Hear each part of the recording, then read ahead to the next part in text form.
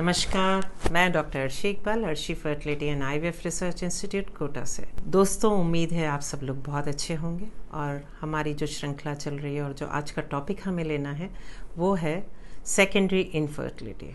अब secondary infertility यानी ऐसे बहुत से दंपत्ति होते हैं जिनके एक बार संतानोत्पत्ति हो चुकी है पर किसी कारणवश वो दोबारा संतान नहीं उत्पत्ति हो पा रही या प्रेगनेंसी नहीं लग पा रही, तो इसे हम बोलते हैं सेकेंडरी इनफर्टिलिटी। और प्राइमरी इनफर्टिलिटी का मतलब पहला बच्चा भी नहीं हो पा रहा, एक बार भी गर्भधारण नहीं हो पा रहा, उसे हम प्राइमरी इनफर्टिलिटी बोलते हैं। तो आज के दौर में सेकेंडरी इनफर्टिलिटी भी काफ़ी ज़्यादा देखने में मिलती है। और सेकेंडरी इनफर्टिलिटी अक्सर महिला आती है कि मेरे पहला बच्चा तो बहुत आराम से हो गया और दूसरा हम शुरू में तो हमने कोशिश नहीं करी थी, पर अब हम चाहते हैं और पिछले 2-3 साल से हम कोशिश कर रहे हैं पर बच्चा नहीं लग रहा। तो दर्शकों को मैं एक बात बताना चाहूँगी कि इनमें ज़्यादातर जो महिलाएं हैं उनकी शादी को 8 से 10 साल हो चुके होते हैं। तो ये एक बहुत कॉमन फीचर बता रही हूँ। और उनकी एज जो होती है वो 30 प्लस में होती हैं, 32 ऑलमोस्ट 32 प्लस, है ना। ये मैंने दोनों चीज़ें इसलिए बताई कि जब आपकी शादी को 8-10 साल होते हैं तो अक्सर जो देखा गया है कि महिला वेट पुट ऑन कर लेती हैं, यानी कि ओबेसिटी, यानी कि वज़न बढ़ जाता है, चर्बी बढ़ जाती है, वसा का ज़्यादा बॉडी में मात्रा हो जाती है। तो ऐसी बहुत सारी महिलाएं हैं, वो कहती हैं कि मैंने वो महिला देखी, वो इतनी मोटी थी, वो इतनी मोटी थी, उनके तो बच्चे हो गए। तो हर व्यक्ति का शरीर अलग होता है, हर व्यक्ति में प्रॉब्लम अलग अलग होती है। तो कई बार ये देखने में आया है कि सेकेंडरी इनफर्टिलिटी होती है, पीसीओएस हो जाता है पेशेंट को, पॉलीसिस्टिक ओवेरियन डिजीज़, क्योंकि वेट ओवरवेट में चली जाती है फीमेल और उधर से उसका हार्मोनल डिसबैलेंस हो जाता है और पीरियड चढ़ चढ़ के आने लग जाता है। और अक्सर देखा है कि जब आप इन्वेस्टिगेट करते हैं, ब्लड प्रोफाइल करिए, आपने सोनोग्राफी करी, तो उसमें आपको पीसीओएस की पिक्चर मिलती है, जहाँ पे अंडे बन के विकसित नहीं होते, पकते नहीं हैं, इसलिए वो एक एनओवुलेटरी साइकिल की वजह से आप कह सकते हैं कि इनफर्टिलिटी है। तो सेकेंडरी इनफर्टिलिटी एक तो ये हो गई।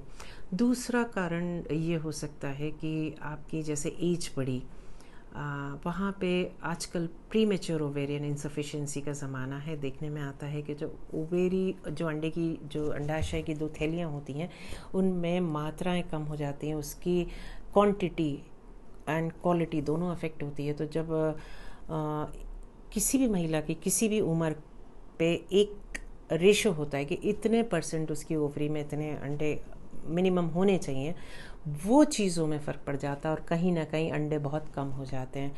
और अक्सर महिला कहती है कि अंडे आप बढ़ने की दवा दे दीजिए। तो मैं आपको यहाँ पे ये भी बताना चाहूँगी, जस्ट फॉर द नॉलेज, कि जो महिला जब बच्ची होती है, पेट से पैदा होती है माँ के, वहाँ उसके अंडे फिक्स होते हैं। अंडे की गिनती कभी आप नहीं बढ़ा सकते। आप क्वालिटी को एनहेंस कर सकते हो पर आप गिनती को नहीं बढ़ा सकते। तो वो जब बच्ची पैदा होती है वहाँ पे उसके फिक्स अंडे होते हैं, वही मैच्योरेशन डिवीजन में जाते हैं और वो पक्के हर मासिक पे निकलते हैं। तो जैसा कि हम बात कर रहे थे कि प्री मैच्योर ओवेरियन इनसफिशिएंसी, तो ऐसी महिला जिसकी उम्र ज़्यादा हो गई है और उन लेट हो गए और बीच में ध्यान नहीं दिया, तो ऐसी महिलाओं में जांच करना होती है, जिसमें सीरम AMH करा, FSH LH करा। उससे हम ये पता कर सकते हैं कि इनकी ओवरीज सफिशिएंट है नहीं है। तो मैं अक्सर यही कहती हूँ कि फर्टिलिटी प्रोफाइल करी जाएगी। तो कोई भी पेशेंट आता है, किस एज में हो, उसकी फर्टिलिटी प्रोफाइल करना ज़रूरी होती है। अब हम तीसरा जो सबसे आम कारण होता है, जो मतलब 10 दंपति आए, उनमें से हो सकता है 1 या 2 को PCOS हो सकता है 1 को POI हो, लेकिन मैक्सिमम जो होता है वो होता है ट्यूबल ब्लॉकेज।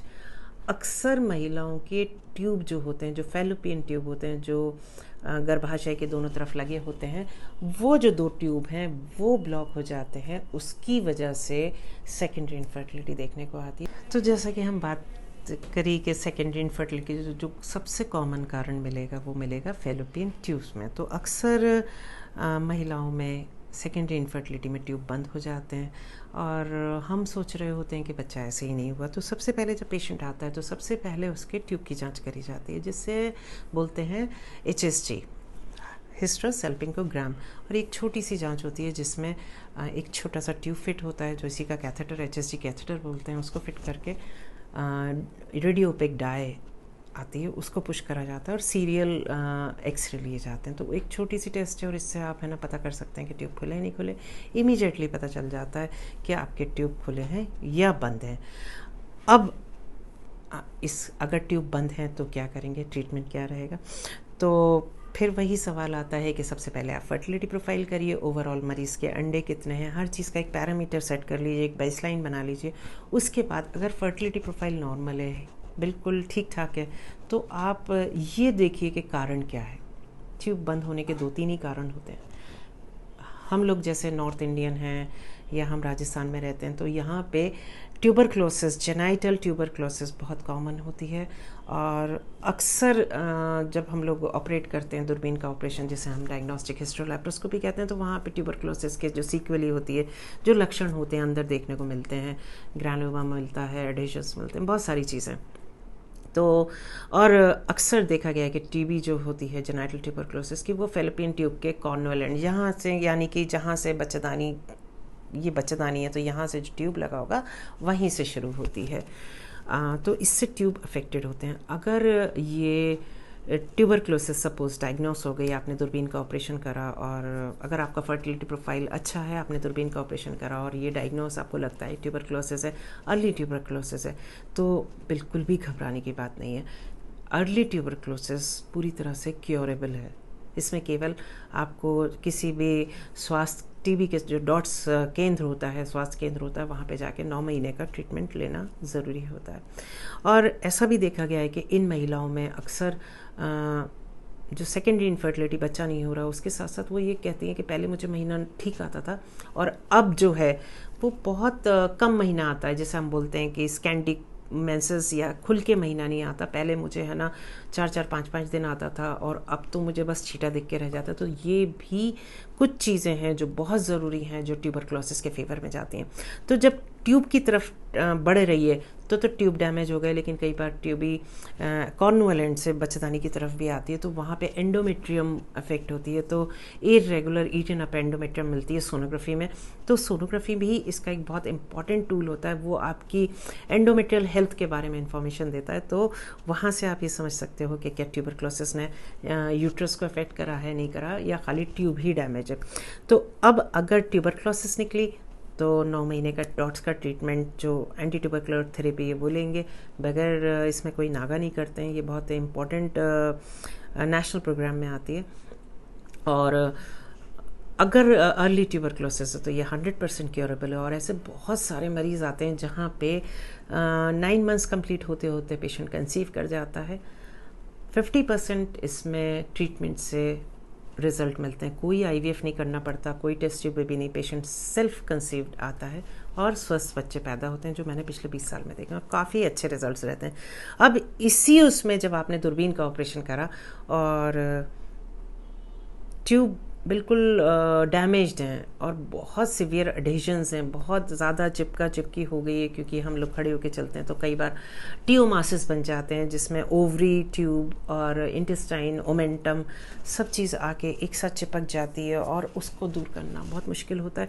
तो ऐसे केसेस में लेट ट्यूबरक्लोसिस में रिजल्ट्स थोड़े से मुश्किल हैं, कई बार नहीं आते। तो ऐसे केसेस में कोशिश करना तो बहुत इम्पॉर्टेंट है, क्योंकि मैंने कहा 50% रिजल्ट्स हैं, तो जो 50% बचते हैं उन मरीज़ों को निराश होने की ज़रूरत नहीं है। उसमें टेस्ट ट्यूब भी करा जा सकता है और आपके पास मतलब संतान उत्पत्ति के लिए बहुत सारे तरीके मौजूद हैं।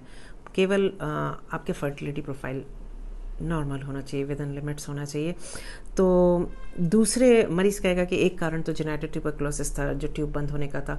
दूसरा कारण होता है सफ़ेद पानी की शिकायत, जो अक्सर भारतीय नारियों में बहुत ज़्यादा देखने में मिल रही है।